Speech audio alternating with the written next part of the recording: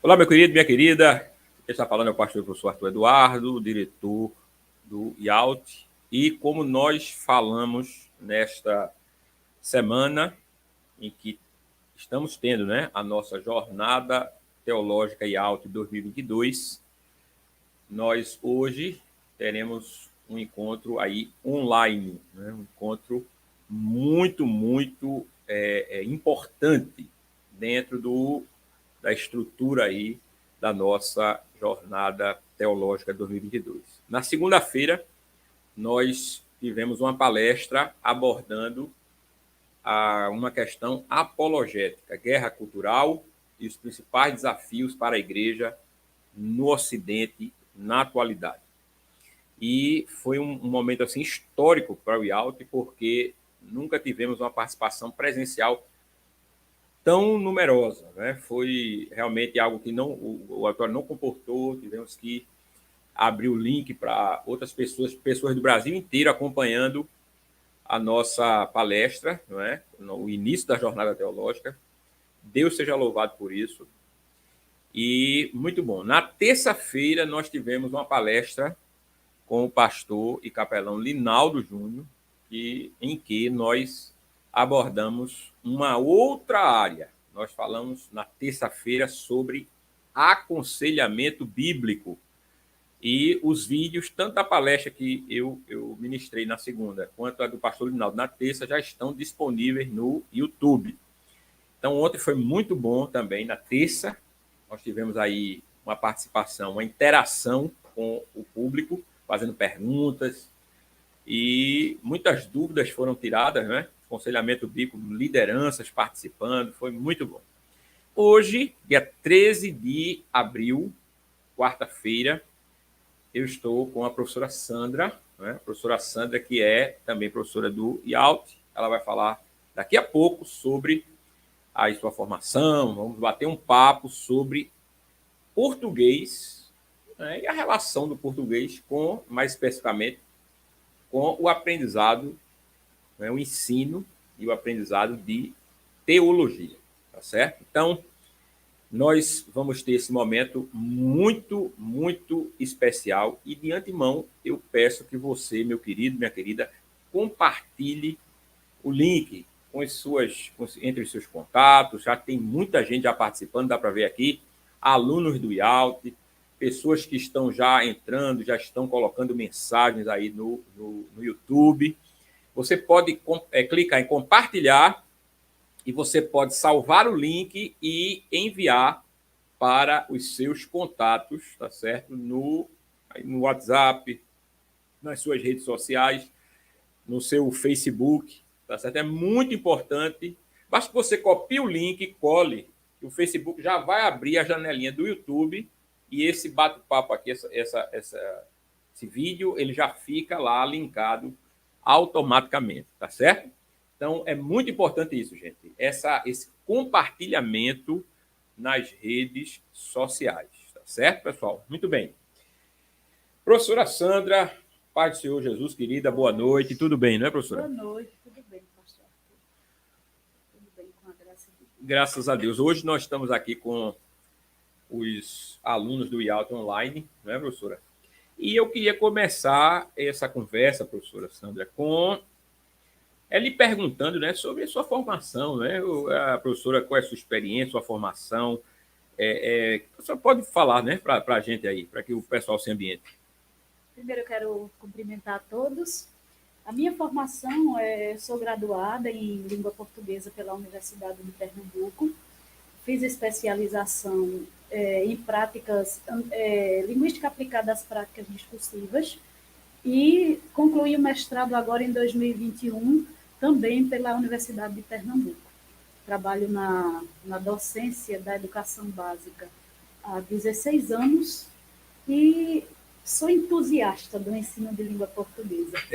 E uma excelente professora, viu, professor? Por sinal, nós temos tido um excelente feedback da professora Sandra, né, para os alunos, todas as turmas em que ela ministra aqui no IALT, tem nos dado um retorno muito positivo das aulas da professora Sandra, muito dinâmicas, muito aplicadas, né?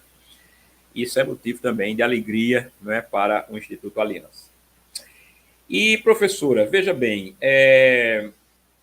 uma pergunta que assim, é fundamental também, né, para que nós possamos conversar aqui, seguir aqui a nossa conversa. Mas o estudo da língua portuguesa, veja, do português, ele é fundamental para qualquer estudante ou somente para os estudantes da área de humanas, né? Da área assim de línguas, ou não, ou ele é importante para todo e qualquer estudante, professora?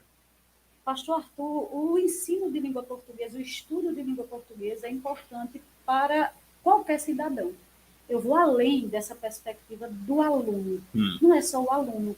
A língua portuguesa é importante para o cidadão, até porque se pratica qualquer ato social. A gente age socialmente enquanto cidadão através da língua, da linguagem. Então, toda a ação social que eu pratico, toda interação, todo ato social acontece mediado pela linguagem. Então, não é um estudo importante, né, ou pelo menos, no mínimo, na escala menor, uma reflexão importante apenas para o aluno, para quem está na universidade, para quem está ainda na escola.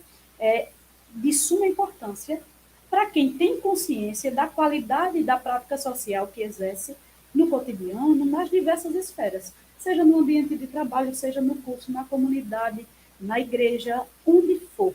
Né? A qualidade da nossa interação depende do domínio que a gente tem da linguagem. Daí a importância do estudo, né? Do olhar, da reflexão sobre a nossa língua, ferramenta de interação. Eu vejo assim, professora, que, me corrija se eu estiver enganado, mas assim, qualquer área, né? Qualquer área a gente pensa português, né? Fala português, não é verdade, professora? Qualquer área, o português é uma língua, um estudo, né? A língua portuguesa é de fundamental importância, né? Perfeito. Sim. Desculpa. Pois não, professora. Eu tenho alunos, né, que até hoje a situação, né, de percepção da própria língua, Sim. ela também precisa ser objeto de estudo. Porque quando a gente tem um aluno que faz a seguinte pergunta: eu vou fazer engenharia civil, por que eu tenho que estudar português?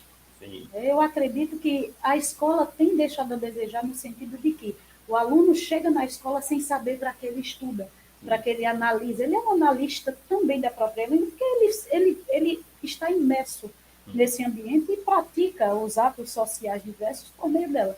Então, o aluno precisa saber que, independente da área, se ele vai trabalhar no curso de engenharia, atuar na área de engenharia, na área da medicina, na área de TI, se ele vai precisar ficar isolado, mas ele vai ter que escrever, em algum momento ele precisa, né, se comunicar, essa comunicação vai acontecer mediada pela língua. Daí, mais um motivo que ele precisa ter para observar o estudo de língua portuguesa como uma necessidade fundamental. Excelente, professora. Eu penso do mesmo jeito, né?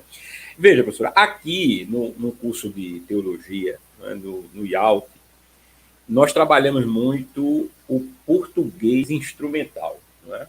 Português instrumental. Eu queria que a professora falasse o que é isto, né? Em que consiste, professora, o português instrumental? Português instrumental é uma disciplina comum, né, em qualquer curso de ensino superior, e o objetivo do português instrumental é trabalhar habilidades de compreensão, de interpretação de texto e de produção textual naquela esfera em que o aluno vai atuar. Então, é importante também pensar que o português instrumental ele carrega um pouquinho da personalidade do curso.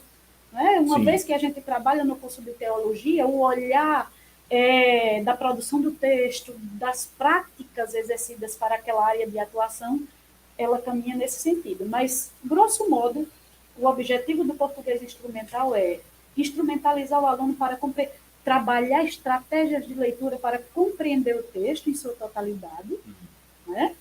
E, dentro dessa compreensão, ter a noção de finalidade, de propósito comunicativo, de interlocutores envolvidos, de informações explícitas e implícitas, de que maneira aquelas informações e aquele conhecimento, evidentemente, precisam ser aplicados na prática cotidiana, porque o texto também serve para isso, né? Para que eu possa fazer conexões entre, exemplo, a leitura de um texto de ficção Sim. não serve apenas para entretenimento. Sim. Eu preciso utilizar habilidades para reconhecer que, em alguns momentos, eu vou criar conexões entre aquilo que é ficção, mas também com a minha realidade. Não vivendo uma ficção aqui fora, mas percebendo que há perspectivas em que aquilo que acontece na ficção pode ser interpretado também na realidade. Então, o português instrumental, ele oferece esse suporte, essa base, esse alicerce.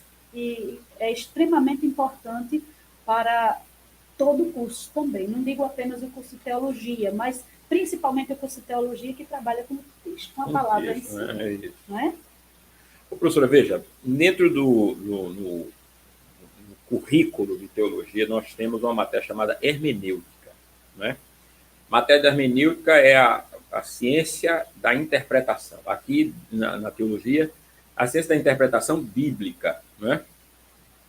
E eu vejo, como professor, inclusive de hermenêutica, eu percebo que muito do aprendizado do aluno, muito da proficiência do aluno, no sentido de interpretação do texto bíblico, não é? Tem uma causa lá no aprendizado do português. Não é? Ou seja, sim, porque ele está lendo a Bíblia em português, ele tem que interpretar a Bíblia em português, não é? Ele tem que ler em português. Mas aí, professora, eu queria fazer uma pergunta assim mais direta. Por que eu vejo assim, o aprendizado, o ensino-aprendizado da interpretação de texto é tão problemática no nosso meio? Por quê? O que é que se deve essa dificuldade que se tem hoje em dia, que a gente percebe na interpretação de texto, professora?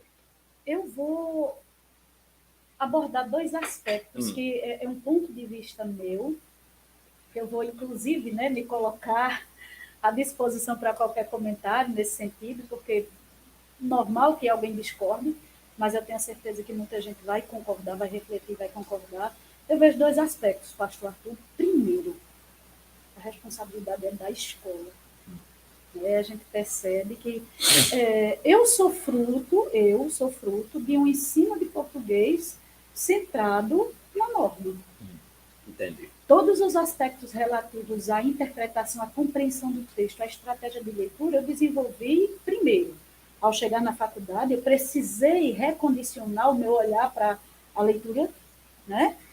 E depois, na minha prática cotidiana de sala de aula, a gente vai se reportando enquanto aluno, né, e percebendo que aquilo que a gente não teve, a gente quer oferecer aos nossos clientes, que são os alunos hoje em dia. Então, esse é o primeiro aspecto. A escola tem pecado nesse sentido, ela não tem ofertado. Eu digo isso porque sou professora também da rede pública de ensino, pública estadual. Fui professora até o ano passado da rede particular e eu percebo que há uma diferença muito grande na oferta do serviço.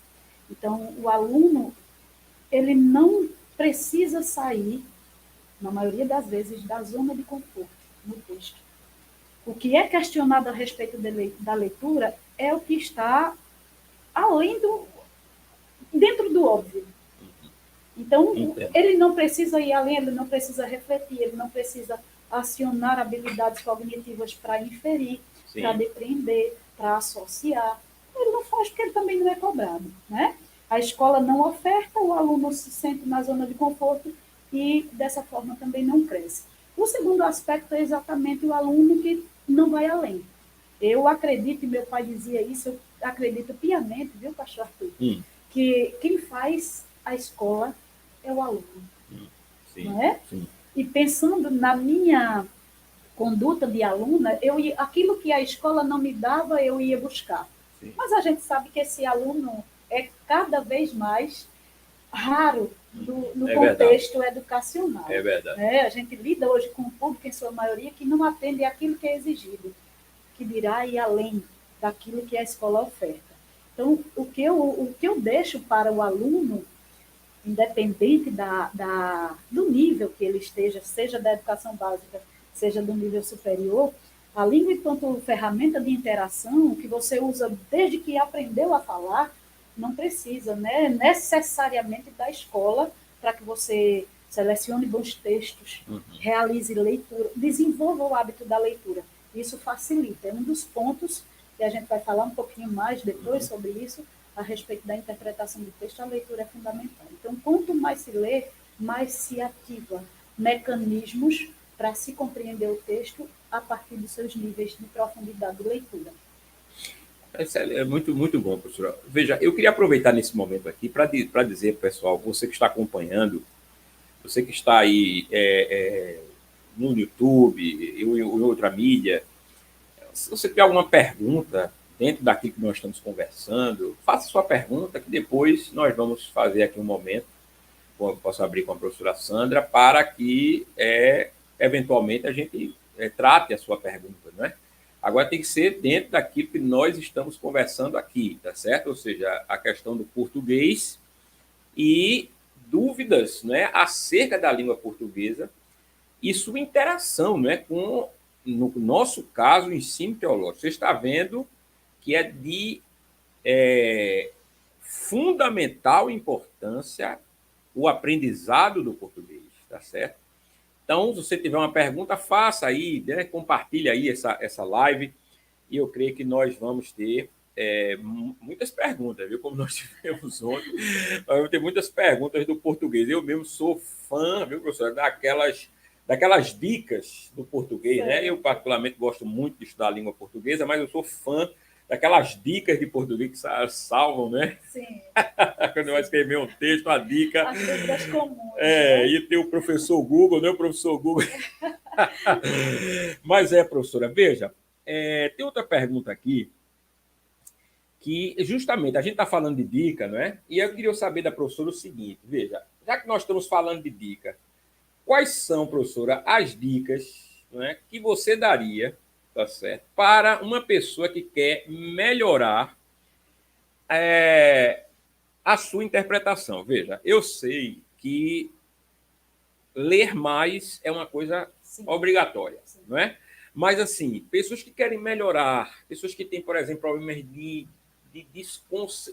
se desconcentrarem na leitura, pessoas que não conseguem manter, não é, às vezes dá sono, pessoas que têm problema com algumas palavras, tem gente que tem muito problema com vocabulário.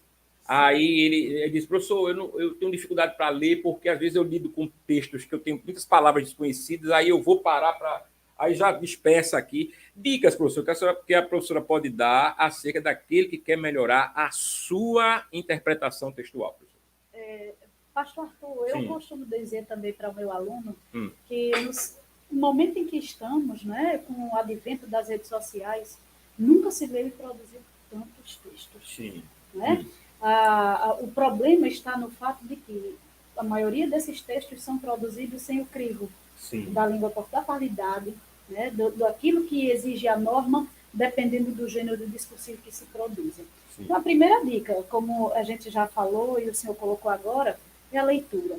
Mas considerando aquele aluno que tem dificuldade, que tem até dificuldade mesmo de manter a atenção em um texto mais longo, a ideia é que você não procure um texto de 5 páginas. Né? Normalmente, há um estilo que agrada alguém. Então, exemplo, se você acredita que ler tirinhas pode ser um bom começo, e é um texto curto, inclusive que gera reflexão, lê uma charge. Eu gosto da parte da resenha esportiva do jornal. Então, começa lendo. Tá? Evite buscar informações prontas. O que é mastigado, não vou escutar. Se você não tiver condições de ler, escute. Mas não se furte ao direito de realizar a leitura. São nos pequenos momentos, assim, momentos mais curtos, que o hábito da leitura vai e pode ser desenvolvido. Então, reserve um tempinho do seu dia. Eu, particularmente, gosto de ler à noite, antes de dormir. Eu tenho, em alguns momentos, probleminha com insônia, então a insônia me favorece no sentido de que sempre que eu estou com insônia, eu vou ler e o sono vem naturalmente. Então, no horário do seu almoço, tire 20 minutos. 20 minutos é muito tempo, tire 10. Diversifique os textos. Leia textos jornalísticos, leia textos publicitários. Evite buscar uma informação por meio de uma pergunta. Apareceu um card na tua rede social. Se permita ler o card na íntegra. o que é que vai acontecer, quando vai acontecer, quem são as pessoas envolvidas, se for um serviço pago, onde é que se encontra naquele card o valor, né? Porque o que é comum, viu, pastor Arthur, hoje em dia, sim. apesar do card ser colocado na rede social, as pessoas não leem, perguntam. Quando tá lá no card. Isso. Data, quando jornada teológica de tal a tal dia, tal hora. Onde é? Que horas? Quem são as... Tá tudo... Então, se permita ler. Seja curioso no que diz respeito às informações apresentadas no texto. Exija, se policie nesse sentido. Então, e busque essa informação. Né? Quanto a outros textos, no caso de textos jornalísticos, textos ficcionais, não há problema nenhum quanto a isso, né? Desde que você nunca perca a noção de que é uma ficção, é diferente da realidade. Busque verificar o tipo de narrador, quem é que está falando, onde acontece aquele fato, se for um texto jornalístico da mesma forma, a quem se dirige aquela informação, que outras fontes ofereceram essa informação e qual é o foco daquela informação, se for um texto informativo. Eu vou para um veículo, exemplo, um jornal impresso. Esse jornal impresso abordou um fato. Qual é o foco que esse jornal impresso deu ao fato? Eu preciso agora ter essa informação como única verdadeira? Não, é interessante que eu vou buscar em outras fontes. Então, vou pensar o que outro jornal também falou sobre isso. Sim. E de que maneira esse mesmo fato foi abordado agora por outro, para que você acate, receba informações diferentes e formule a sua opinião. Sempre que realizar leituras, processe. Tenha aí 2 minutinhos, dependendo da quantidade do texto, 5 minutinhos no máximo, para você refletir o que é que eu li, onde vai acontecer, envolve quais pessoas, qual é o meu papel disso, dependendo da informação, que aplicação isso tem para a realidade.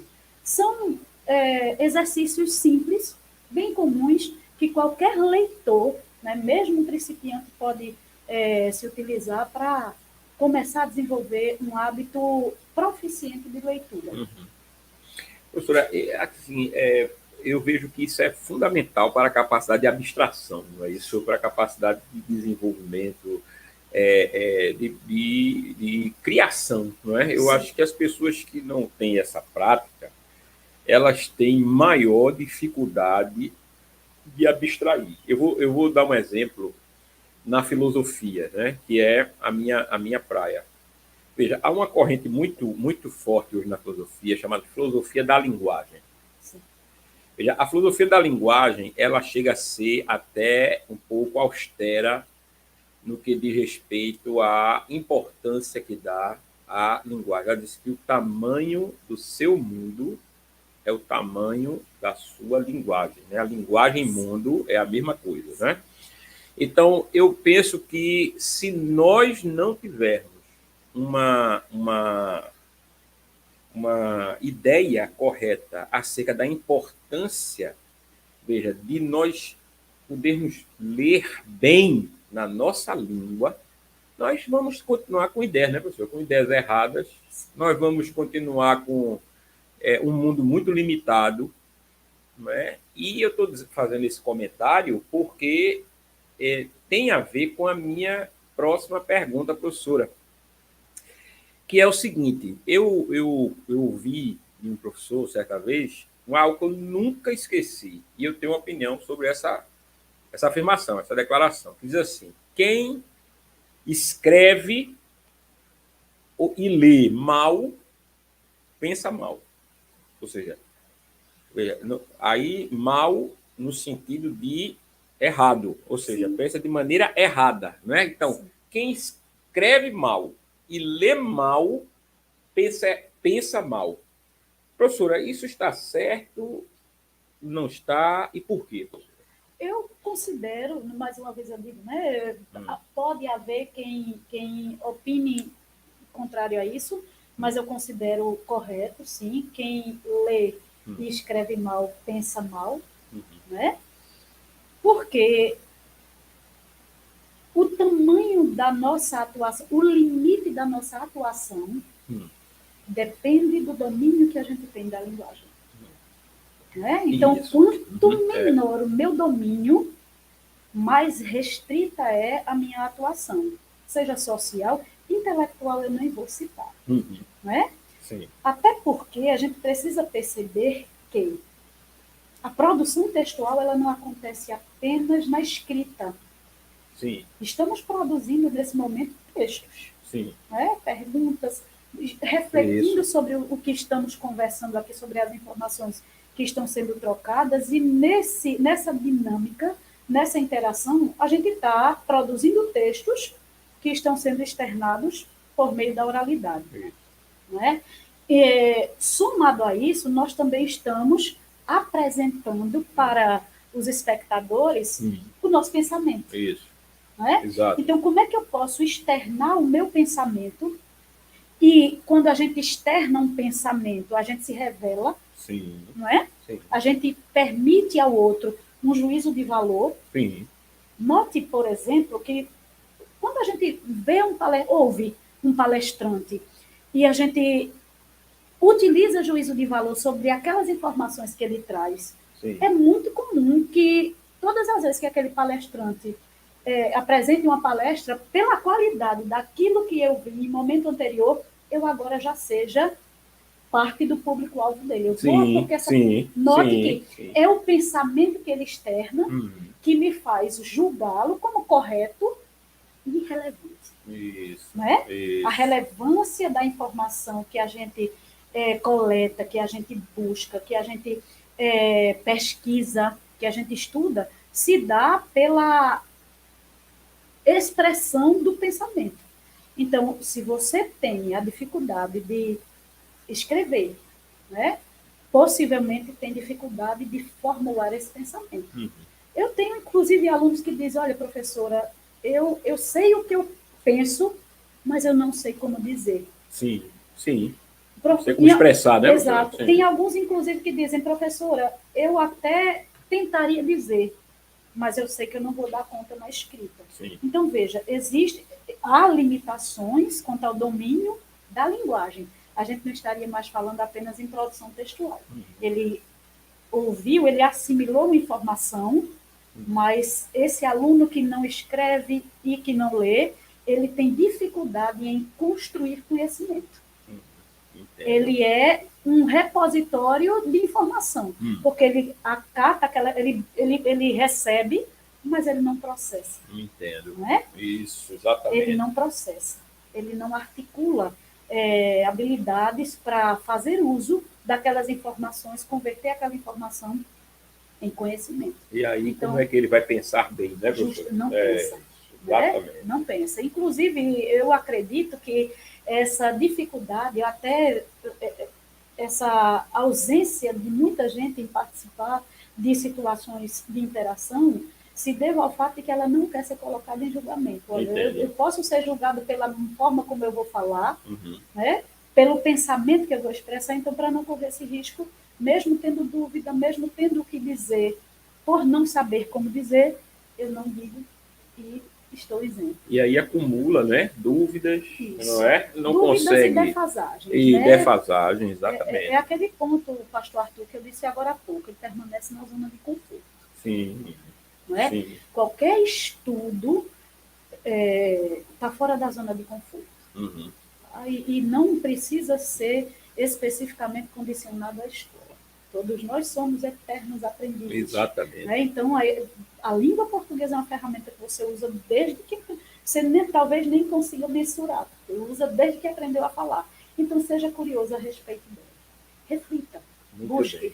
Muito bem, professora. Eu penso do mesmo jeito, gente, porque eu vejo assim, que se eu tenho, não é, como parte, vamos dizer assim, da construção do mundo, necessariamente o viés linguístico, e em termos de língua, agora, eu uso a língua portuguesa, como é que eu vou construir pensamentos, como é que eu vou abstrair certas coisas, se eu não tenho domínio da língua? Veja, eu estarei necessariamente restrito, não é? Então, não posso processar coisas mais, assim, por exemplo, dentro da filosofia, e há muita filosofia dentro da teologia, muita, né? Eu não vou poder pensar algumas coisas, porque eu não posso nem formulá-las, veja, eu não saberia nem formulá-las, Não é, professora? Questionar a própria realidade. Né? Questionar a realidade. Como questionar? Se o seu pensamento, né, se a forma como você articula as ideias ainda não foram desenvolvidas. Isso, muito né? bem. Então, acredito que, me perdoe a expressão, mas é um tipo de cegueira. Sim, pois não, sim. Né? Sim. É uma cegueira intelectual que precisa ser tratada. E você pode buscar aos pouquinhos. Eu costumo dizer que, em situação pior, que alguém que tem deficiência visual está aquele que não busca refletir sobre a própria vida. Professor, é verdade. É verdade, sem dúvida nenhuma. Sem dúvida nenhuma. Porque ele está condicionado por uma patologia e o outro se permite, né, para não se autodesafiar, para não sair da zona de conforto. Eu entendo, né, em parte, essa dificuldade. Mais uma vez, eu trago aqui a minha percepção de que a escola tem sido responsável por essa visão, né? A visão de aula chata de português decoreba, de regra que eu não vou utilizar para nada. Eu concordo, eu creio que muitos alunos foram amputados ainda na escola. Essa capacidade, essas habilidades que ele precisava desenvolver, elas foram amputadas. Alguns professores, infelizmente, eu digo como professora, mas tem esse... Para não sair também da zona de conforto, ele acaba amputando o aluno. Tem essa responsabilidade, né, professor? Tem essa responsabilidade. E se deve a esse trabalho de língua portuguesa, essa dificuldade e até essa ausência que o aluno se propõe e até se abstém de pesquisar. Mas eu quero pedir, né? Agora é um apelo. Se permita ressignificar o seu olhar para a língua portuguesa. Comece pela leitura, vá além. Hoje a gente trabalha numa perspectiva dinâmica de ensino de língua. É preciso perceber a língua quanto objeto de reflexão, a partir do qual você não é só regra. Pelo contrário, a gente precisa também entender e mostrar ao aluno que a gramática é de suma importância, mas ela está submissa à língua. Né? Você não vai para a escola para aprender a falar, você já fala quando chega na escola. O que você vai precisar fazer na escola é desenvolver habilidades para que essa língua seja utilizada em sua totalidade. E a língua portuguesa, assim como qualquer outra, ela abre ou fecha. É verdade, professor. Né? Muito verdade, muito verdade. Há situações em que o falante, ele, em avaliação, ele se conquista um acesso ou... restringe o acesso. Ou restringe o acesso, é verdade, professor, é verdade. Gente, se você tiver alguma dúvida, certo? Passe, já tem muitas dúvidas aí, né, João? Olha aí, o João já vai fazer aí a ponte para fazer aqui umas perguntas. Eu vou repetir as perguntas aqui, tá certo? Mas daqui a pouco nós vamos responder as perguntas, tá certo? Eu tenho mais uma pergunta a falar aqui para a professora. Professora, veja bem, na sua experiência como professor... tem um aqui que eu gostaria de fazer primeiro, professora. Sim. Veja, na Bíblia, nós temos vários gêneros literários. São livros poéticos, livros proféticos, livros históricos, epístolas, livros de teor jurídico, né? A lei, né? O livro da lei. O aprendizado da literatura universal e, consequentemente, de gêneros literários. Primeira pergunta, são duas em uma. O aprendizado da literatura universal e, consequentemente, de gêneros literários é importante para quem quer ter uma formação cultural mais abrangente? Isso é uma primeira. Segunda, como isso pode servir para uma melhor compreensão dos gêneros literários da Bíblia, professor? Primeira questão de uma compreensão geral acerca de gêneros literários. Sim. Isso é importante ou não é? E segundo, como é que a gente pode usar isso, né? Como isso pode servir para uma melhor compreensão dos gêneros literários na Bíblia, professor? Os gêneros literários na Bíblia. Como é que a gente responde essas perguntas? O repertório sociocultural é extremamente importante. Né? As opiniões que a gente formula, a formulação do próprio pensamento, aquilo que eu disse agora há pouco, questionar a nossa realidade depende de como a gente enxerga essa realidade. E para eu ter uma noção da minha realidade, de como eu estou inserido nela, esse repertório é de grande importância. E a Bíblia ajuda, por quê? Ela em si tem um repertório extremamente variado, que faz, além de adquirir, faz o leitor, além de adquirir essas informações que nele estão presentes, faz o leitor também ter uma noção de que esses livros se diferenciam pelos propósitos. Né? Existem, assim como outros textos que estão aqui no universo secular, que estão aqui fora, os livros têm propósitos, existem textos com propósitos definidos. A gente vai buscar, por exemplo, o livro de Provérbios e Cânticos, são estruturas distintas com propósitos comunicativos, finalidades, objetivos distintos.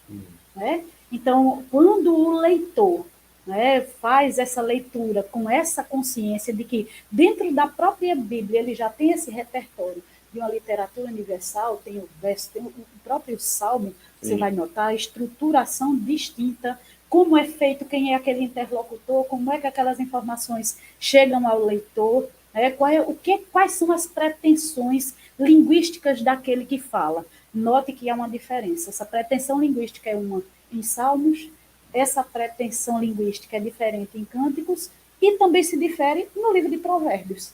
A gente está falando, né, do repertório da Bíblia. Então, leia os textos com essa consciência. Né? Sempre atento a esse próprio. Essas são finalidades distintas. Né? Um texto cristão que também me oferece embasamento cultural, histórico, social.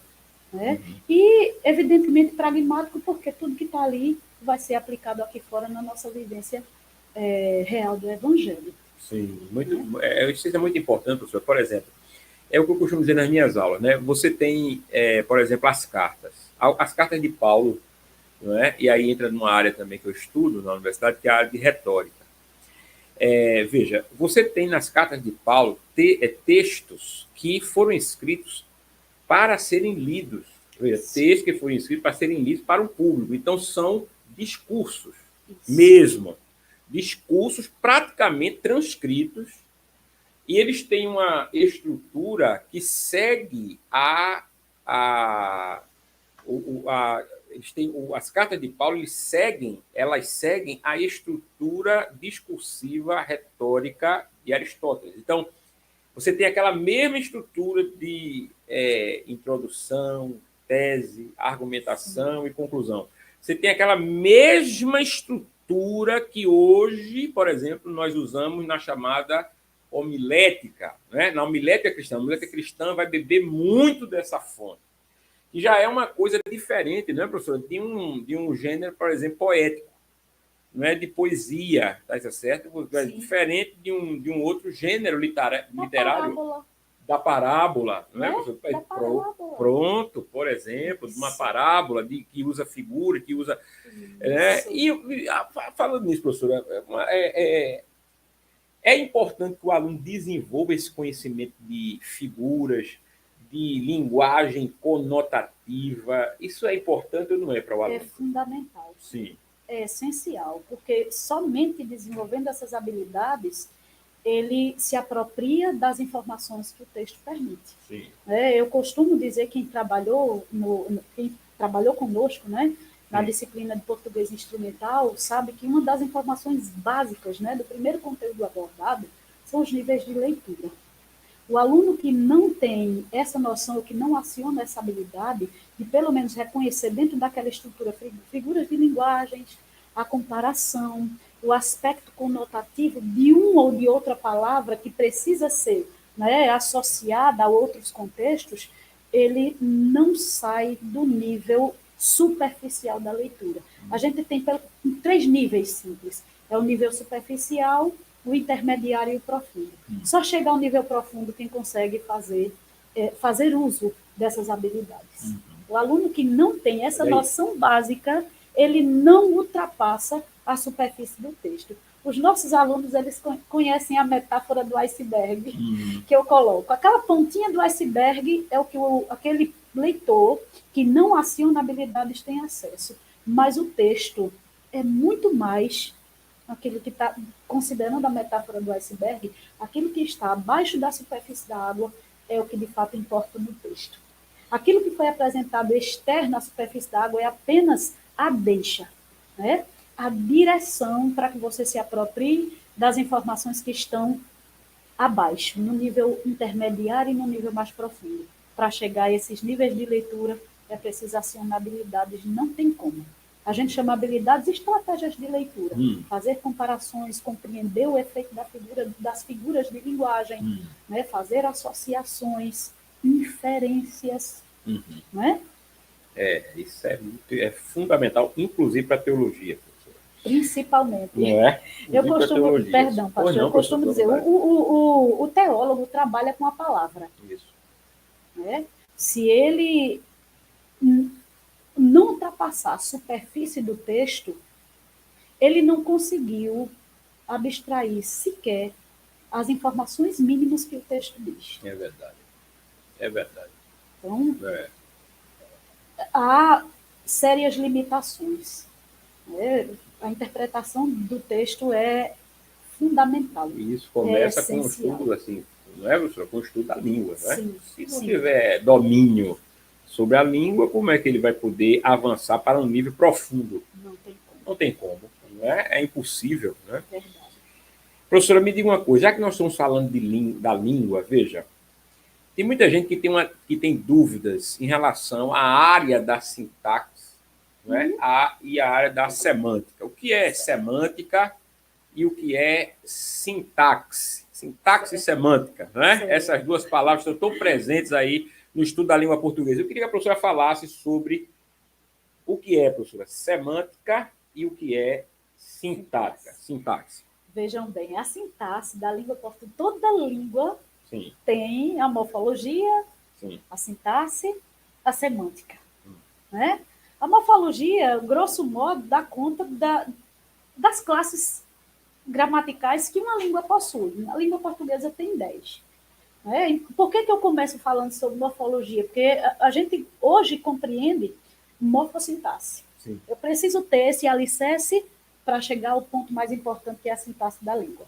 No caso aqui, a língua portuguesa. A sintaxe é o comportamento dessa classe gramatical no enunciado. Por exemplo, eu posso aqui organizar 10 caixinhas e dentro dessas caixas eu colocar a caixinha dos substantivos, a caixinha do adjetivo, a caixinha do advérbio e assim por diante. Mas quando a gente formula estruturas linguísticas, né, que a gente seleciona essas palavras, a gente está preocupado com outra realidade, que agora é a sintaxe da língua portuguesa. O que eu quero dizer? Quem pratica ou sofre a ação? Essa ação existe? Né? Então, veja, quando eu penso em alguém que vai praticar uma ação, quando eu penso em alguém que vai sofrer uma ação, quando eu penso em uma ação verbal, eu estou pensando agora em uma estrutura dotada de sentido, em que as palavras que estavam nas caixinhas agora adotam comportamentos. O substantivo vai assumir o papel de sujeito, o verbo dentro da estrutura vai receber ou não um complemento, o substantivo associado ao verbo, completando-lhe o sentido agora, vai adquirir o comportamento de objeto, direto ou indireto. Então, eu agora estou, olha, na sintaxe, as palavras são avaliadas de acordo com o comportamento que elas possuem na estrutura. Já a semântica é o sentido, né? O sentido que essa estrutura apresenta para o leitor. Pense nos dois exemplos que eu vou colocar agora. Eu quero servir a Deus. Ele quer servir a Deus. Eu tenho duas estruturas distintas, né? Mas com os mesmos termos, com termos semelhantes, comportamentos iguais. Né? Eu, sujeito, ele, sujeito. A gente tem sujeito simples, mesma estrutura sintática. Mas no que diz respeito ao aspecto semântico, nós temos duas estruturas completamente distintas. A primeira faz referência a mim. Né? Eu declarei o meu desejo. Eu falei de mim. Na segunda, eu apontei o desejo do outro. Então, sintaxe é comportamento da palavra no contexto, semântica é o sentido que aquele enunciado adquire para o interlocutor. ele carrega também a intencionalidade daquele que produz, do enunciador. Então, o enunciado, né, vamos pensar numa frase. Né? Quando eu penso numa frase, eu tenho uma estrutura linguística que tem sintaxe, porque eu tenho sujeito, eu tenho verbo, eu posso ter um complemento, eu tenho indicativos, né, advérbios que me falam de lugar ou de tempo, mas eu tenho também uma estrutura semântica, eu tenho sentido. Quem escreve, escreve, ou quem fala, fala para alguma coisa, fala com uma intenção. Existe algo que eu quero declarar ou não, que eu quero revelar ou não, que eu quero questionar. Então, todo esse sentido que a interação adquire, seja ela oralizada ou escrita, perpassa pela semântica. Pela semântica, né, professora? Semântica tem a ver com o sentido, né? Isso das palavras. Lá é isso? fora a gente escuta muito significado, né? Significado, né? Isso, olha, significa isso. Sentido, vamos pensar no sentido mesmo. Note que nesses dois exemplos, eu quero servir a Cristo, ele quer servir a Cristo, apesar de sintaticamente termos a mesma estrutura, foram ditas coisas diferentes. Isso. Né? Isso. São sentidos diferentes, eu não disse a mesma coisa. A sintaxe tem a ver com a estrutura, comportamento, não é isso? A palavra na estrutura em que ela se encontra. Perfeito, não é isso, professor? perfeito. Né? Eu vou pensar em sujeito, predicado adjunto adverbial, isso. Complemento, objeto. Né? A aplicação do comportamento das palavras na estrutura, no enunciado, na frase, na oração. Já a semântica é o sentido. O que aquilo ali quer me dizer? Eu agora não estou focando mais no comportamento das palavras, mas no sentido que as leis combinatórias, né, compuseram o enunciado e o que isso quer me dizer. É por isso que eu vou perceber que quem diz eu quero servir a Cristo, diz algo diferente daquele que declara ele quer servir a Cristo. Isso. Não é? Muito bom. São sentidos distintos. Olha aí, pessoal, tendo aula de português hoje gratuita, viu? Gratuita. Professora, pegando o gancho nesta questão que nós abordamos agora, veja, eu vou fazer uma pergunta aqui que eu tenho certeza absoluta que é a de muita gente. Muita gente tem essa dúvida, veja. Muitos alunos acham a gramática muito complicada, não é? Com regras excessivas. O ensino da língua portuguesa, com a fixação na instrução, pela memorização de regras e normas, principalmente quanto à sintaxe, parece prejudicar um pouco o apreço pelo estudo da língua.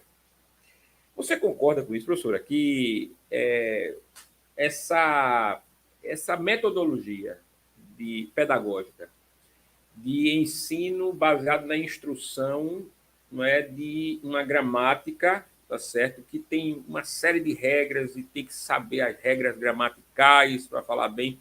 Você concorda que isso atrapalha um pouco o estudo da língua? E se você concorda, como é que nós podemos melhorar esse panorama? Como é que a gente poderia trabalhar com aquele aluno que diz assim, eu não gosto de gramática, porque é muita regra, eu me confundo, tem muita coisa, mas ele quer estudar. Como é que a gente poderia ajudar esse aluno? Certo. Eu concordo, primeiro eu concordo plenamente. Né? Eu considero ineficiente o ensino de língua portuguesa centrado em regras gramaticais. Até porque as regras, a nossa mente tende a substituir informações que não são usadas com frequência. Sim. Então, se eu apenas decoro uma regra, depois de um instrumento avaliativo, a tendência é que em outras leituras, a aquisição de outras informações me faça esquecer a regra. Aquilo ali não serviu para muita coisa. Né? Para mim, um ensino eficiente perpassa pela reflexão acerca da própria língua. A sintaxe é importante e as regras gramaticais são importantes, mas fazer com que esse ensino se torne produtivo, primeiro, exige do professor inserir o aluno dentro daquela situação de aprendizagem. Ele precisa compreender o fenômeno, ele precisa compreender o processo. Um exemplo disso, pastor Arthur, que a gente escuta, principalmente nos alunos assim que têm a minha idade, mais ou menos, eles chegarem e dizer, professora, esse A é acraseado? Entendi. Então, veja, termos como esse faz a gente perceber que o aluno sequer, em momento algum, parou para refletir sobre o que é uma crase. Exatamente. Ele não parou para pensar. ele reproduziu uma fala, ele escutou alguém dizer que aquele A era craseado e ele reproduz isso sem se dar o menor trabalho de refletir sobre. Dizer que um A é craseado é entender que o acento é uma crase. O acento não é uma crase. A crase é o fenômeno, né? Então, quando eu compreendo que aquela crase acontece porque existe um fenômeno linguístico ali em atuação, eu acredito que esse aprendizado não se esquece. Com né? certeza absoluta. Não se esquece. Então, aprender, fazer um estudo eficiente de língua portuguesa requer entender o processo, reconhecer, refletir sobre o processo da língua que você usa diariamente. Tá? A sintaxe torna-se até apaixonante, professor. É verdade. Eu costumo dizer para o meu aluno, eu digo, olha, eu carrego uma missão, que é fazer o aluno se apaixonar pela sintaxe da língua portuguesa, porque quem não treme na base, assim, da minha idade ou mais, quando dizia, é análise sintática. Essa expressão já deixava todo mundo muito tenso. Então, eu acho que uma das minhas missões é fazer o aluno se apaixonar pela a sintaxe da língua portuguesa, eu tive um professor, que é fascinante. Eu tive um professor que, quando eu estava na década de 80, já faz um tempo, né? Eu estava na década de 80, aprendendo, né, português. Eu tive um professor por quem eu tive português, eu me lembro, tenho muito carinho por ele, está vivo, né? Antônio Neto. E o professor Antônio Neto, professor do Colégio de Aplicação, ele ensinou português para mim, para a turma, né? Mas de uma maneira que houve questões ali de regras sintáticas que eu nunca esqueci. Veja, eu nunca esqueci. Porque compreendeu o processo. Porque, exatamente, veja, o processo, né, como a professora bem chamou, né, o fenômeno linguístico, ele foi muito bem trabalhado, entendeu? Muito bem trabalhado. De modo que realmente é como qualquer aprendizado. Quando você realmente apreende, que é mais do que entender. Entender é uma coisa, aprender é outra. Você apreende, você nunca mais esquece. Não é? E é por isso que eu estou, gente, abrindo esse espaço, que alguém pode se questionar e perguntar assim, mas por que uma conversa sobre português numa jornada teológica? Não é? Porque querendo falar sobre assunto teológico, querendo falar sobre isso, querendo falar sobre o livro do Apocalipse, querendo falar sobre. Mas eu acho, gente, veja, de absoluta importância, né, em compreendermos que nós não podemos pensar em nada, não podemos raciocinar em nada, não podemos produzir nada se nós não entendermos bem a língua com que trabalhamos. Veja, nós trabalhamos com a língua portuguesa.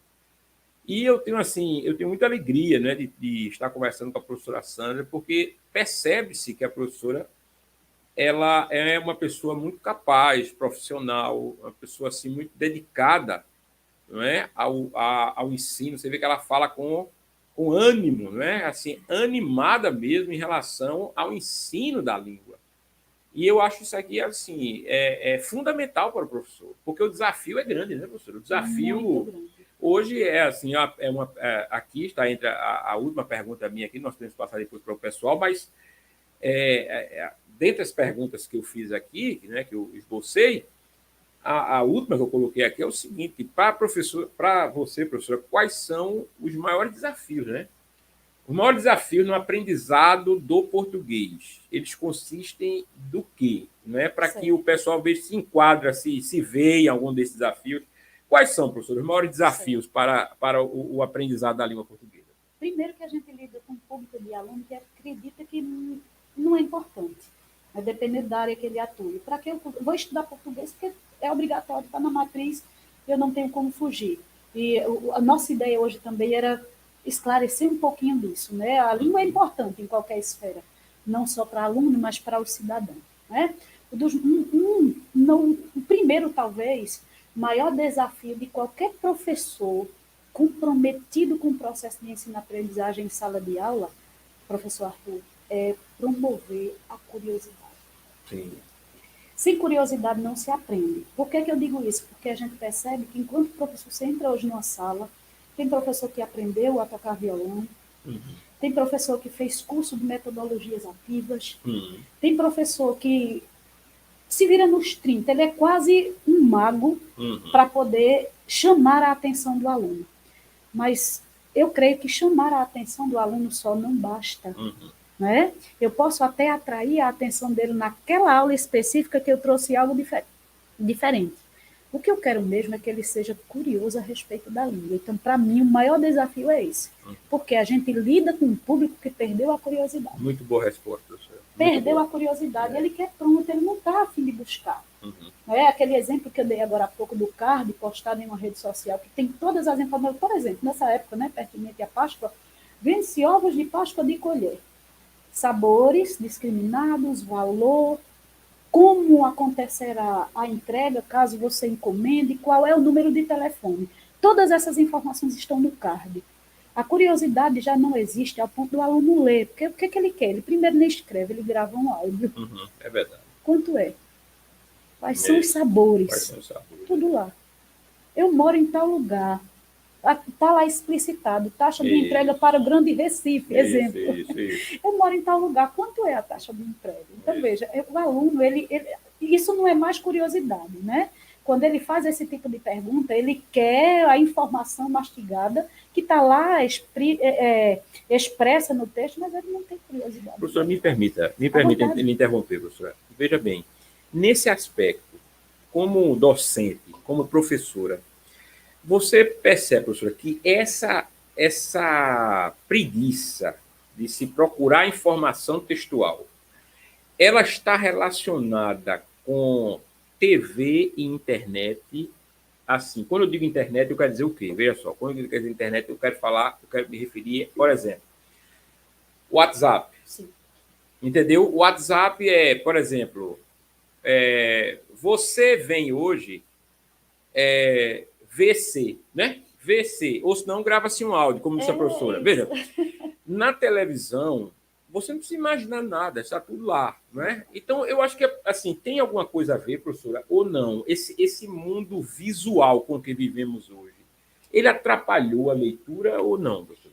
Eu concordo plenamente, ele atrapalhou a leitura, mas eu acredito, viu, pastor Arthur, que isso é muito individual. Sim. Não é? Porque nunca se teve tanta informação ao alcance da mão. Acessível, né? Exatamente. E, assim, quase que em tempo real. Sim. Né? Situações que estão acontecendo do outro lado do mundo, em poucos segundos a gente tem a informação aqui. Na nossa época de aluno, a coisa não era dessa forma. A gente precisava sair de casa e ir a uma biblioteca. Né? Então, a gente vai perceber que hoje, eu acredito que talvez o maior inimigo de qualquer leitor, de qualquer pessoa que queira, de fato, se manter inserida no contexto, né, da língua portuguesa enquanto falante, enquanto um sujeito reflexivo sobre a própria língua, é ele não perder a necessidade de aguardar o tempo, o processo da linguagem. Porque eu penso que o pior inimigo é o imediatismo. Sim. Né? A gente nota que hoje as pessoas elas estão ávidas por algo que... Manda uma mensagem agora, a gente que tem uma vida meio corrida nem sempre tem condições de responder aquela mensagem naquele momento, e ou a pessoa perde o interesse pela resposta, ou ela bombardeia o chat, às vezes até questionando o motivo pelo qual a resposta ainda não chegou. De meia-noite, 11 horas da noite, não existe mais tempo para interagir e nem existe mais tempo de espera. Não é?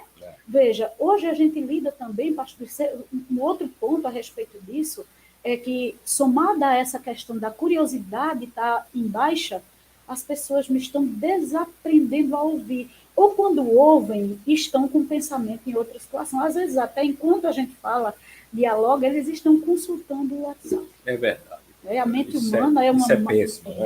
A mente humana é uma máquina perfeita, mas ela não processa duas coisas ao mesmo tempo. Exatamente. Então, ou você escuta e processa o que o outro está dizendo para compreender e não fazer pergunta que já foi respondida no contexto do diálogo, porque é isso que acontece, a gente está conversando e depois surge uma pergunta que a nossa fala já contemplou. Já vi isso. Não é? Eu espero, estou processando, porque o diálogo acontece dessa forma. Enquanto a gente fala, o outro processa e depois eu escuto para processar também a resposta. Exatamente. Nessa troca de turnos de fala. tempo normal, né, de pensar que o outro também, né, não tem em todo momento a responsabilidade de me responder imediatamente. Desligue esse automático, né? Eu digo isso para os espectadores, desligue esse automático, porque a vida não é assim, é acelerada. A gente precisa dar o tempo, né? Até uma informação. Eu costumo dizer para os meus alunos, uma leitura. Eu faço a leitura de um texto, dependendo do grau de complexidade que ele tenha, eu preciso processar, verificar daquela primeira leitura o que eu consegui de aprender. E eu preciso voltar naquele texto mais uma vez, para processar agora outras informações que necessitavam desse reconhecimento prévio. E, às vezes eu preciso voltar 3, 4 vezes, e aí alguns alunos dizem, professora, toda vez que eu leio esse texto, ele me diz algo novo. Ele me diz algo novo, mas todas as informações estavam lá, na primeira leitura. Eu costumo dizer até para ele o seguinte, à medida que você lê o texto, você gira chaves, e você vai abrindo portas que estão dentro do texto. Então, é preciso deixar o imediatismo de lado, né? Nesse ato interativo que a gente vive hoje, seja interação com o outro, seja interação com o texto, e respeitar o tempo que a nossa mente leva para processar a informação. Para depurá-lo, né, professor? Exatamente. Isso é muito importante. Muito importante, muito mesmo. Principalmente quando nós lidamos com textos que têm um vocabulário que fogem ao nosso dia a dia. Sim. Não é isso, professor? Sim. Nós temos, você pega os clássicos, por exemplo, eles fogem do nosso vocabulário cotidiano, sim, atual, né? E muita gente não se interessa mais pelo estudo dos clássicos, por leituras que são mais abrangentes, mas mais importantes em alguns aspectos culturais. Por quê? Porque a pessoa está acostumada a apenas falar, ouvir e interagir dentro daquele universo cotidiano, né? Que é uma coisa assim, às vezes, muito, muito diminuta. Mas, nesse momento, eu gostaria de saber, João, vamos ver algumas perguntas aí. Passa aqui para que eu possa repetir. E você que tem uma pergunta, faça aí, e a gente, dentro do que nós conversamos, vou passar aqui, a gente vai ouvir, e aí eu posso passar para a professora. Pois não, professora, pode falar. Deixa eu só fazer fica à vontade, uma ponte com essa sua fala. O clássico também é uma leitura recomendada. E não busque se desfazer do clássico tal qual ele é, porque eu vejo alguns alunos procurando clássicos em releituras contemporâneas. Entendi. Exatamente, não faça isso. Professora. Isso é um crime, né? Sim. É um crime à literatura, porque a gente compreende também que a linguagem é uma prática historicamente situada. Sim. Então, quando eu uso um termo que era utilizado no século XVIII, por exemplo, por um termo contemporâneo, eu perco a essência do contexto histórico que estava sendo revelado pelo uso dele. Muito importante. Então, seja curioso no que diz respeito ao clássico e leia, de preferência, na linguagem que ele tem. Sim. Compreenda que aquilo ali faz parte do contexto sócio-histórico da obra, né, e que você também vai aprender com isso. Inclusive, ampliar o repertório vocabular. Era esse ponto. Importante a observação, muito importante. João, e aí? Por exemplo, pronto, vai botar aí na tela, e aí eu vou ler, né? Gostaria de saber sobre os 5 tipos de texto: injuntivo, dissertação, só apareceu aqui, dissertação. Certo. Ela sabe, né? Sei, 5 tipos de texto. Pronto, professora. Pode falar alguma coisa sobre isso aí? Foi uma pergunta extremamente pertinente, importante, porque a gente percebe que muitos leitores, alunos, confundem gênero discursivo ou gênero textual com tipo textual. E são coisas distintas. O tipo textual, né, é a linguagem que permeia os gêneros discursivos. Literários também. Então, são injuntivo, né, dissertativo, descritivo, narrativo e expositivo. E a gente tem um outro, não que ele seja novo, mas ele foi retirado do rol da narração, que é o dialogal. A gente percebe, por exemplo, no momento, esse nosso evento comunicativo, essa nossa prática agora, ela está acontecendo por meio de um diálogo. Tem fala minha, tem fala sua, pastor Arthur. Então, essa troca de informação, né, via diálogo permite que a gente diga que esse evento comunicativo é predominantemente estruturado pelo tipo textual, dialogal ou conversacional. A gente chama dessas duas formas. Tá? Eles são pertinentes, É raro encontrar um gênero discursivo que tenha um tipo textual apenas, né? A gente precisa observar o gênero textual com a predominância. Sim. É uma lista de supermercado descritivo, sem dúvida, né? Mas a gente precisa pensar no tipo descritivo como aquele tipo textual que procura construir uma imagem. Eu posso dizer, olha, estou numa sala de aproximadamente tantos metros quadrados, com tantas pessoas, dizer quais são as características das pessoas, a cor da... Estou descrevendo. Então, à medida que eu descrevo, eu permito que o meu interlocutor construa uma imagem dessa sala por meio da descrição. Então, o tipo textual descritivo, ele procura criar uma imagem por meio da descrição de uma cena, de um fato, de uma pessoa. Eu posso dizer, olha, encontrei o filho da minha irmã, ele hoje tem aproximadamente tal altura, a cor do cabelo, a cor dos olhos, e aí você vai construindo uma imagem dessa pessoa que eu estou descrevendo. A narração, eu conto uma história, eu estou falando de forma bem básica, né? Conto uma história. A dissertação eu vou defender, a gente pode pensar na dissertação e na exposição como gêneros próximos, como tipos próximos, mas com sutis diferenças. Dissertação, eu tenho um ponto de vista, é a minha opinião. A exposição, eu trago agora uma informação do outro. Né? Por exemplo, quando eu digo, trago uma citação de Aristóteles, eu estou trazendo exposição. Se, somada à minha opinião, eu colocar um dado estatístico, esse dado estatístico é uma exposição. Tá? A injunção é a orientação, é um passo a passo. Por exemplo, eu posso dizer, olha, para você adquirir o hábito de leitura, primeiro selecione um gênero que você goste. Separe 5 minutos, estou dando um passo a passo para você desenvolver um hábito de leitura. Então, essas orientações que eu estou oferecendo, elas estruturam o tipo textual injuntivo. A gente chama esse tipo textual injuntivo de instrucional. Quando falamos em instrucional, às vezes o leitor ou o espectador ele fica mais por dentro do que se trata, porque o próprio nome instrução já diz alguma coisa. Muito bem, professora, muito bem. Mais outra pergunta, pode botar aí. Veja aí.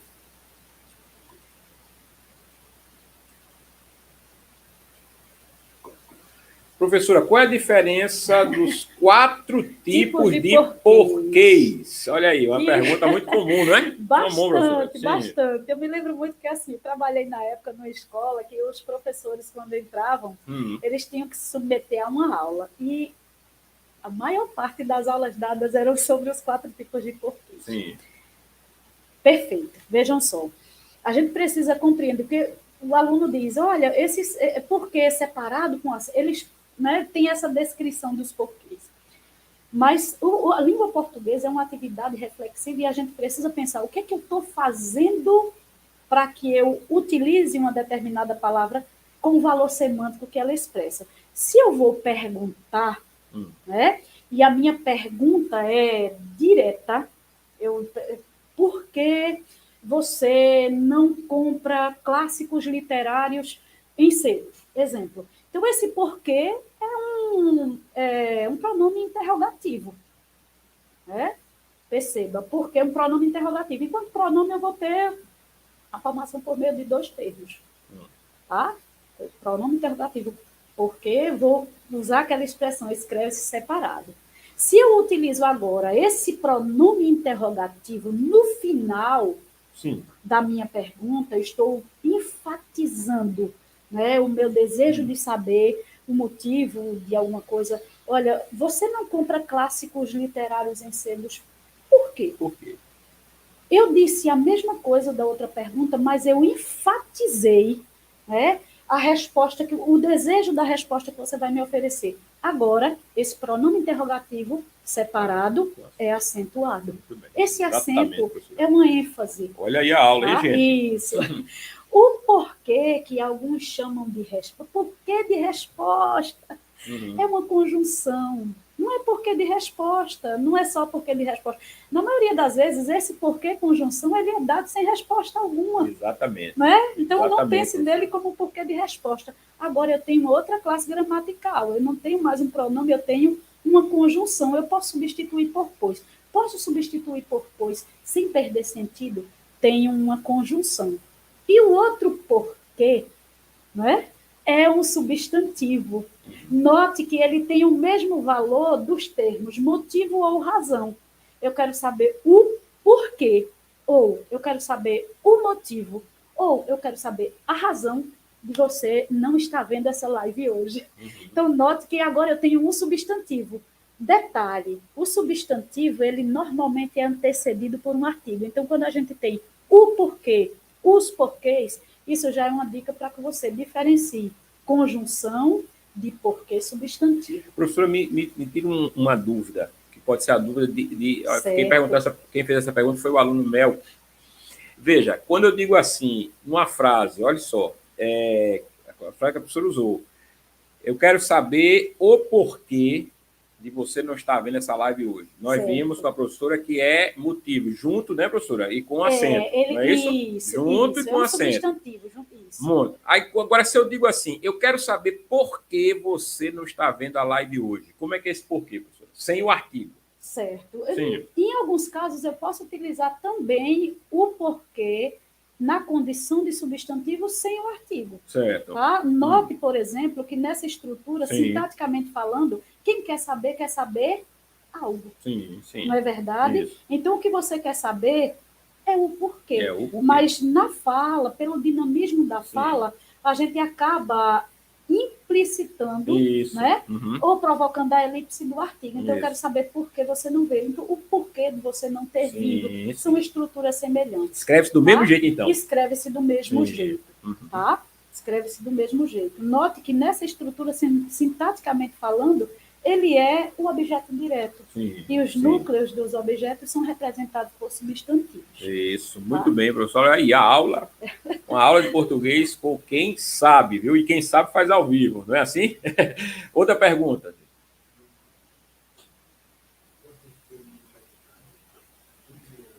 Como desenvolver uma boa redação neste presente século com temas tão complexos? Pergunta do Fábio Murilo, professora. Perfeito. Excelente pergunta.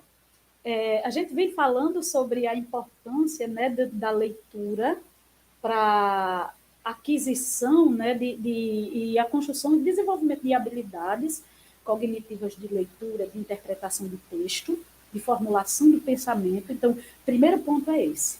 Eu tenho um repertório, eu tenho a capacidade lógica de raciocinar sobre o tema e, a partir dele, oferecer o meu ponto de vista. Primeira coisa, né? Articular o ponto de vista sobre aquilo a respeito de que eu vou emitir a minha opinião. Sim. Depois eu preciso saber que tipo de redação é essa. Dizer que alguém tem que escrever uma redação não é o suficiente. Né? Redação ou redigir é escrever. A redação é um texto. A gente pode entender que todo texto é uma redação.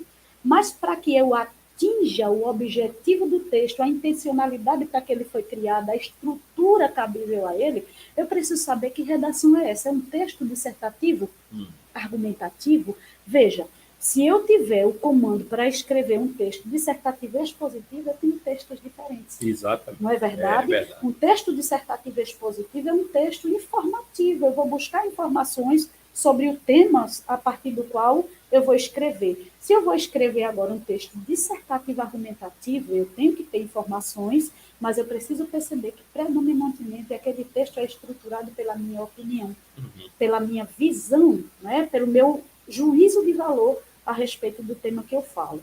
Então, primeiro, formular opinião sobre o tema é importante, independente de ter que escrever sobre. E depois, saber o que está escrevendo e para quem se escreve. Veja, se eu vou escrever para um grupo de adolescentes de 13 a 16 anos, evidentemente a abordagem do assunto vai ser diferente se o meu público for de 35 a 40.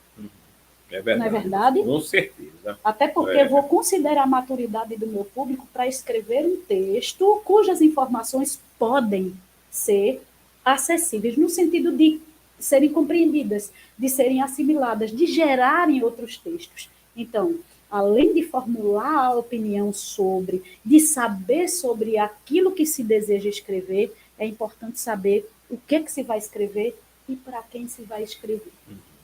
Exatamente. Mais uma pergunta, a última pergunta de hoje, João.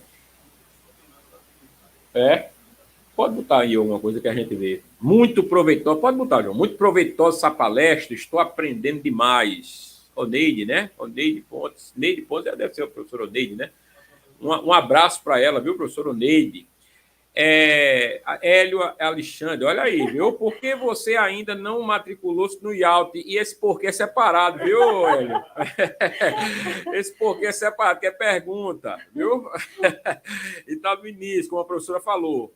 Pode botar, João, tu comentar. Graça e paz a todos. Paz, Maria Anunciada, muito bem.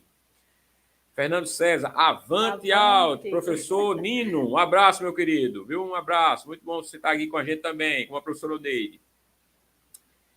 Momento top, ó. Leonara Alves, viu, professora? Gostando muito aí da sua participação. Outra pessoa. Essa limitação Idelmar, essa limitação da linguagem influenciando na ação do indivíduo no mundo dificulta até de dar o nome correto às coisas. Idelmar, aluno do IALT e também professor de matemática, viu, professora? Olha o comentário dele. Essa limitação da linguagem influenciando na ação do indivíduo no mundo dificulta até de dar o nome correto às coisas. Não é verdade, professora? É verdade, né? Verdade. A gente tem dificuldade hoje até de nomear as coisas corretamente, porque falta isso, né, que nós conversamos, né? As pessoas precisam ter uma melhor interação com a língua, não é para saber trabalhar a língua, né? Não se sabe mais trabalhar a língua, não se sabe usar a língua devidamente, né? Não é, professora? O processo criativo em si, ele passa a ser limitado em todos os sentidos. Todos os sentidos. Em todo, por exemplo, aquele que vai escrever um texto, ele tem que fazer uso de um repertório vocabulário diversificado, até para substituir o mesmo termo. Digamos que venhamos a falar sobre jovens. Sim. Eu costumo dizer, o aluno ele utiliza jovem na primeira, na terceira linha, na quinta, na décima, e no final das contas, num texto de 15 linhas, eu tenho a repetição de 20 vezes a palavra jovens. Existem outros termos. Pobreza de vocabulário, né, professor? Exatamente. Até o processo de criatividade. De criatividade. Né? Ou então, quando se usa uma conjunção que, durante todo o texto, a conjunção i, aditiva, só tem ela. Então, é preciso, a leitura também favorece esse aspecto, né? Da aquisição de ampliação do processo criativo. E não é só para texto, não, viu? É para a vida, porque essa de dar nome às coisas, isso é uma atividade até prazerosa. É claro. Não é? É claro. Mas que o indivíduo se abstém porque, primeiro, o processo de criatividade dele é extremamente limitado. Ele está condicionado a fazer uso de termos que escutam o outro falar. Não cresce linguisticamente. Uma coisa que eu tenho visto, professora, veja, inclusive de comunicadores, até com um certo know-how, né? Sim. Um certo know-how. Então, mas você veja aí uma coisa que é muito comum hoje em dia, é o uso de assim, pleonasmo. Sim. Não é? Há anos atrás, você veja, isso é uma coisa que pode parecer uma bobagem, entendeu? Mas eu penso que não é. Tá certo? Porque, veja só, nós falamos aqui há pouco que o indivíduo que fala mal, escreve mal, ele pensa mal. Sim. Não é? Uma pessoa que está falando, né, de uma coisa que aconteceu com ele, consigo, ou com quem ele está aludindo, e ele... Claro que se aconteceu, foi atrás, né? É claro que se aconteceu, foi atrás. Não pode acontecer há anos à frente, entendeu? Então, esse tipo de coisa mostra, professora, que eu vejo que há pouca uma preocupação deficitária na questão de critério, não é? Assim, de uso das palavras corretas, do expressar-se corretamente. O que é que a professora acha sobre isso, professora? Essa falta de critério. É aquele ponto que eu tinha colocado agora, né? A defasagem e principalmente da reflexão. Sim. Porque se eu utilizo um verbo indicando um fato concluído, né? Eu não preciso fazer uso de dois termos que têm a mesma função. Sim. Não é verdade? Sim. Há tempos ou tempos atrás. Há tempos atrás, eu estou utilizando dois termos que têm a mesma função. Então, estou sendo redundante. Isso permite para o outro a leitura de que o meu domínio de língua portuguesa é comprometido, seja na oralidade, seja na escrita. É. Há tempos ou tempos atrás. Tempos atrás, né? Né? Mas há tempos atrás... Coisa mais gritante acontece na oralidade. Eu vi com meus próprios... Se eu vi... Como é que eu vejo com os olhos dos outros, né? Essa declaração né, já deixa explícito que vê com os próprios olhos. Então, eu vi com os meus próprios olhos. Uma hora de relógio, eu não conheço uma hora de outra coisa. Então, eu penso que são frases prontas, né? A comunicação na caixinha, tipo receita de bolo. Vem na caixinha, faço apenas aquilo que é recomendável que eu faça para agir. E eu não reflito sobre o sentido, o efeito de sentido que isso provoca no outro. Uma vez a gente estava aqui, professora, aí João chegou para mim e disse assim, pastor Arthur, o vrido amalero que estava ali fora. Eu disse, ô João, o quê? Quebrou-se, professor, o vrido amalero que estava ali fora. Eu disse, isso aqui é brincadeira. Agora, teve uma coisa séria que a gente viu uma vez, quando nós estávamos indo para um determinado polo, a gente passou, professor, por um local que estava chovendo muito, e aí chegou uma pessoa assim, num veículo, e aí nós paramos, né, e perguntamos assim, olha, é por aqui que vai. Aí o camarada falou assim, é por aqui, olha, você vai bem de gavar. Você vai bem de gavar, vai de gavarinho, viu?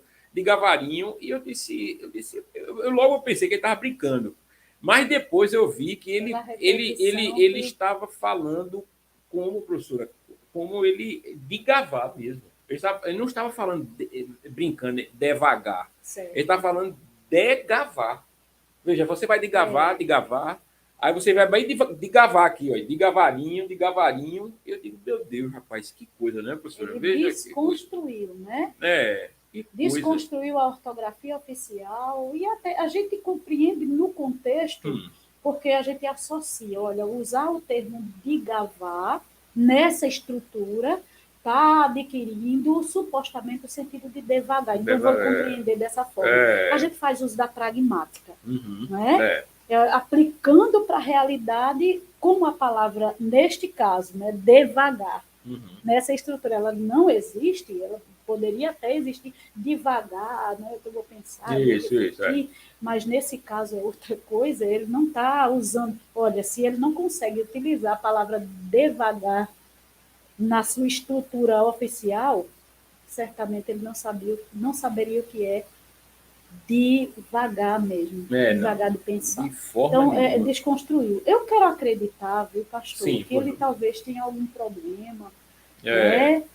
Porque é uma palavra comum, né, no vocabulário cotidiano, até para uma criança. Uma criança, nos primeiros, né, atos comunicativos, ela troca uma sílaba por outra, substitui, né, até porque ela está aprendendo, articulando ainda o aparelho para falar palavras mesmo que são diferentes. Mas era um homem adulto, né? Um negócio inacreditável, é diferente. Se não tiver nenhuma dificuldade linguística ou até patológica, né, de uma dislexia, alguma coisa do tipo, é estranho.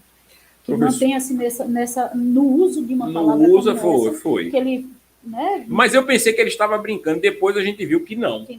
Que não era. Ele faz, você vai de gavar aqui, ó, de gavazinho, eu disse de gavar. Eu nunca ouvi uma troca dessa. É semelhante a pessoas que falam acelora. Eu quero suco de acelora. Né? Que aqui em Pernambuco eu vejo muito um fenômeno, que eu sou alagoana, né? Tem um fenômeno aqui que é saciça. Eu quero cuscuz com saciça. Linguiça. Gente, é tão claro, né? Saciça. E a gente vê que são pessoas, quem usa nem sempre são pessoas que estariam fora do processo de alfabetização, né? Ou do básico de escolaridade. Essa semana, o João chegou para mim e disse assim, o pastor, o senhor quer um suco de açaí? Eu digo, de igreja... Açaí. Eu digo, não existe essa palavra não, é açaí. Mas, professor, olha, eu quero lhe agradecer, viu? Foi uma conversa assim muito prazerosa, né? Muito prazerosa. Jonas Moreno, professor Jonas Moreno, jurista, amigo aí, muito boa iniciativa, né? Coloca ali, Jonas, de novo, João. Acho que foi isso que ele estava escrevendo. Parabéns pela iniciativa. Muito bem, professor Jonas. Obrigada. Quem mais colocou? Lourdes Lima, muito bom. Obrigado, querida, viu? Obrigado. Obrigado pelos comentários. Eu queria agradecer, professora, viu? A sua... O momento é esse, ó, Barbosa. Estamos na era evolucional. Evolucional existe, professor? Essa palavra evolucional. Barbosa é neologista, não é? Ele é neologista. Aproveitemos esse momento. Muito bem, Barbosa, é isso mesmo. Ô, professora, eu quero lhe agradecer demais, professora, viu? Dizer que a professora tem um papel assim, muito importante na formação dos alunos. Eu vou falar aqui pela instituição, né? Claro que nos seus alunos todos, mas eu digo, aqui no IALT, a professora desempenha um papel assim, muito importante, viu? Muito importante. Eu penso que peço a Deus, né? Penso que a professora sabe desse papel que desempenha e peço a Deus que o Senhor Deus assim sempre dê, professora, vontade, né, de ensinar, ânimo, tá certo, disposição, porque é uma tarefa assim extenuante. A gente sabe que é uma tarefa extenuante, mas assim nada paga, nada é mais prazeroso para um professor do que ver o aluno com a sensação de aprendizado, verdade, né, professora? Verdade, não é isso? Verdade. E eu abro agora, professora, franqueio agora esse momento para suas considerações aí, professora, finais, uma palavra que a professora queira dar, fica à vontade. Viu? Certo. Primeiro eu agradeço, sou eu quem agradece, né, esse momento, essa conversa. Falar sobre língua portuguesa para mim é sempre prazeroso, né? E o mais gratificante de tudo isso é o quanto a gente pode esclarecer algumas dúvidas e, às vezes, até angústia dos leitores, né, de espectadores, ou até de alunos, ou de qualquer cidadão que esteja nos vendo, nos ouvindo agora. Então, sou eu quem agradece. Eu sou, como disse, entusiasta do ensino de língua. Eu considero o ensino-aprendizagem de língua portuguesa de extrema importância, repito, não apenas para alunos, mas para qualquer cidadão, para qualquer brasileiro, porque ele age, como disse, socialmente por meio da língua, e não limitemos, né, a nossa curiosidade à escola. A gente percebe que há uma avidez do aluno em sair, olha, uma coisa que me agrada é não estudar mais português. Eu costumo dizer que ele está perdendo uma oportunidade rica de refletir, de enriquecer vocabulário, de ampliar a visão de mundo, né, que a gente percebe, viu, pastor Arthur? Agora há pouco nós estávamos conversando sobre pensar mal, né? Quem escreve mal e fala mal, pensa mal quando pensa. Esse é o problema, porque hoje a gente tem limitado até a nossa capacidade de pensar, que é o que nos distingue, né? Somos seres pensantes, é a capacidade que nos diferencia dos animais. Então, se a gente não pensa, não processa, né? Não busca, não pesquisa, não instiga a nossa curiosidade, principalmente sobre a nossa ferramenta de interação cotidiana, quem somos nós? É verdade. Né? Quem somos nós? Eu sou quem agradece, viu? Para mim é maravilhoso. Obrigado, professora, viu? Muito gentil de sua parte, as palavras importantes, não é? Como uma docente, como alguém que está lidando com isso dia a dia. E, bem, gente, hoje nós estamos ficando por aqui na nossa terceiro momento da jornada teológica. 2 dias tivemos 2 palestras. Hoje nós tivemos essa conversa, a primeira de 2 conversas. Hoje com a professora Sandra, falamos sobre a questão da língua portuguesa e aí suas relações aí com o aprendizado de teologia, né? Principalmente nosso contexto principal aqui no IALT. Amanhã, permitindo Deus, no mesmo horário, nós vamos conversar aí com o professor, aí está aí aparecendo, o professor Leandro Bezerra, sobre esse tema aí, teológico, as 2 naturezas de Jesus, divina e humana, sobre a união hipostática. Amanhã, às 19h30, um assunto teológico aqui na nossa jornada teológica, viu? Que Deus abençoe, pessoal. Compartilhe esse vídeo, propague, divulgue essas informações. E se você quer estudar com excelência, você já sabe qual é o nosso lema, não é? Vem para o IALT. Deus abençoe. Até amanhã, se Deus permitir, gente.